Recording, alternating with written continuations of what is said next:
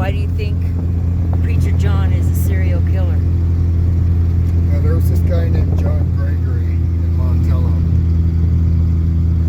You guys look up Sarah Bailey. Sarah Bailey? Sarah Bailey, that's James's mom. Everyone has seen James and everyone that Ellen was talking about and all that. Ellenberg talking about James Lee. John Gregory was one of the Wadsworth's good friends. As a matter of fact, the shop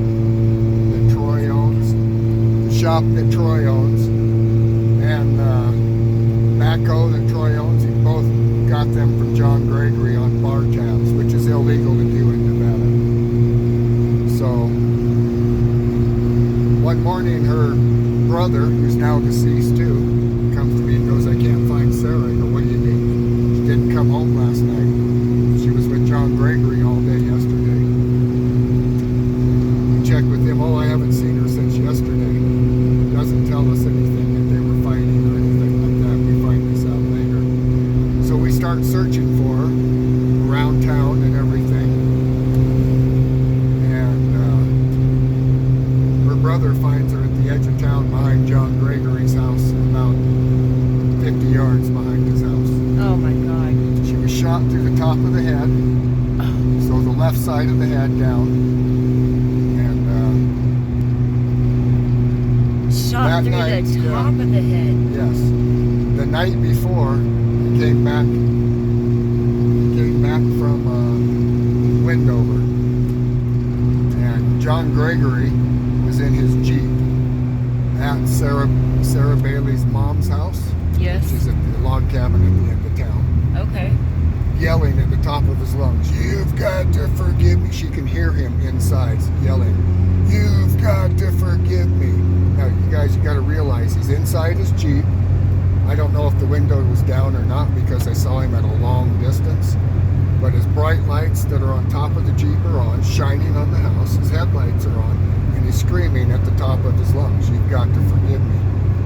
He sees Forgive me. him for what? That's weird. So he sees me, leaves her house, and starts following me. I was checking on Kay Kimber's house because he was having me watching for him. I was debating whether to stay there that night or go home. I decided to go home. But he follows me, and I'm upset at him. And I mean, he's got those bright lights on. I pull over, and I hear him screaming, "You've got to forgive me," at the top of his lungs. And I saw where he'd come from. At this point in time, I didn't know Sarah was missing. This is the night before we found her. He drives. I pull over on my trail because he's still behind me. I get out and I say, "John, leave me the fuck alone. You're drunk. Go the fuck home." I'm pissed at this point. "You've got to forgive me," he yells at the top of his lungs. Takes off from my house. Not on the road, not on the trail, through the sagebrush. He gets there probably 2 or 3 minutes before me because, I mean, he's hauling ass. I get there, I go inside, I can hear him outside still screaming, "You've got to forgive me." Phyllis asks me what's going on. I tell her, and at this point I'm angry. I get the gun, she goes, "Just go out and tell him you forgive him." So I try it. I go out, "Okay, John, I fucking forgive you," having no idea that Sarah's missing or anything. As soon as I say that, everything stops, just as calm as can be.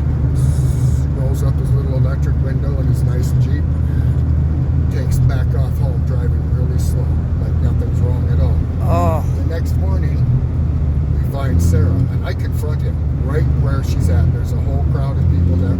"What the hell happened yesterday?"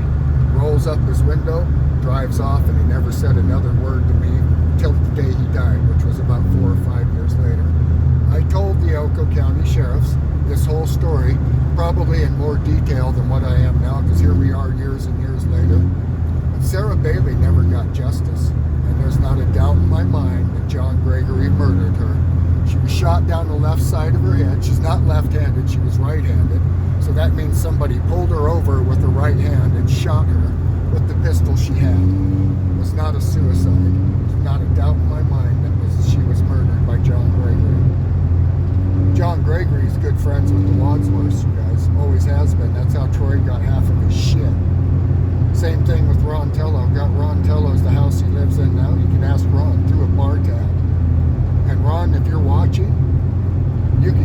house back. That's illegal what he did to you. Completely illegal. And he fucking knows it when he does it. What are you talking about? So Troy at the bar does bar tabs for people. And when they don't pay, he takes property, just like strong arms it. And he got John Gregory's shop, John Gregory's backhoe, through a bar tab. Oh my God.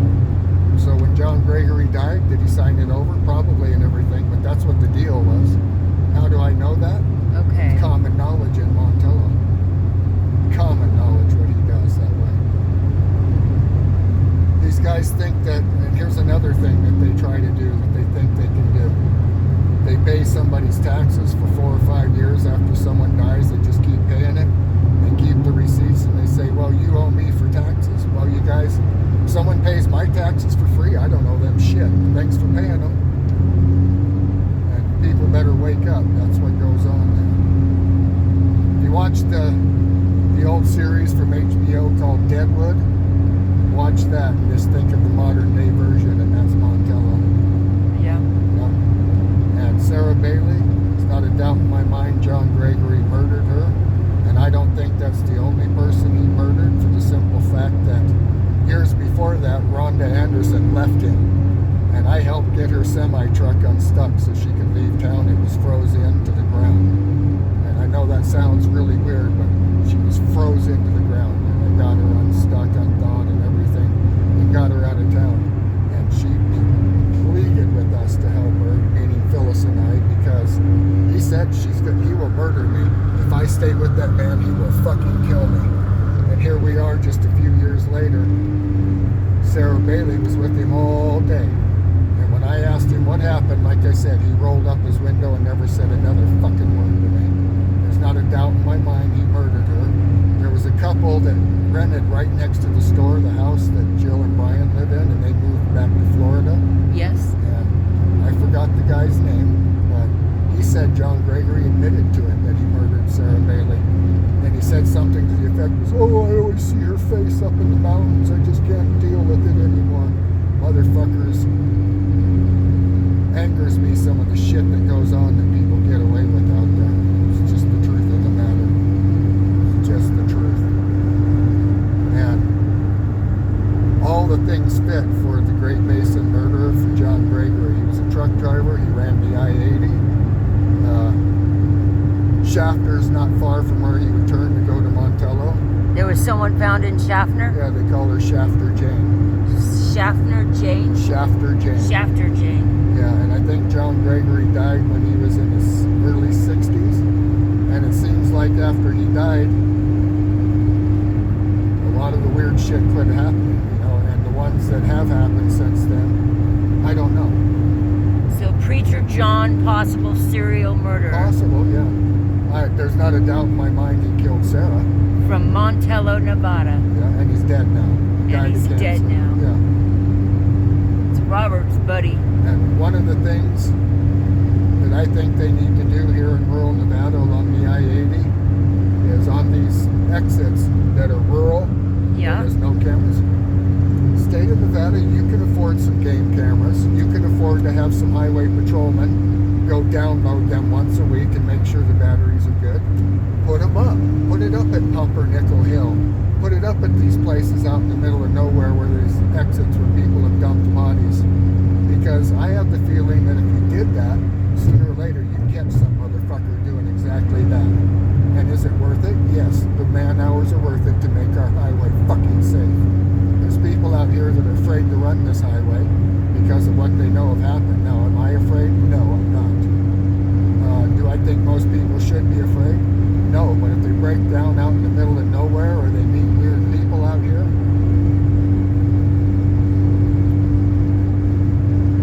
there's a lot of strange people out there, you guys. You just got to be careful and use your smarts. Use your head for what God gave it to you for. And connect the dots. It's not that hard to connect. Does that make John the Great Basin murderer? No, but I think he's a goddamn good suspect for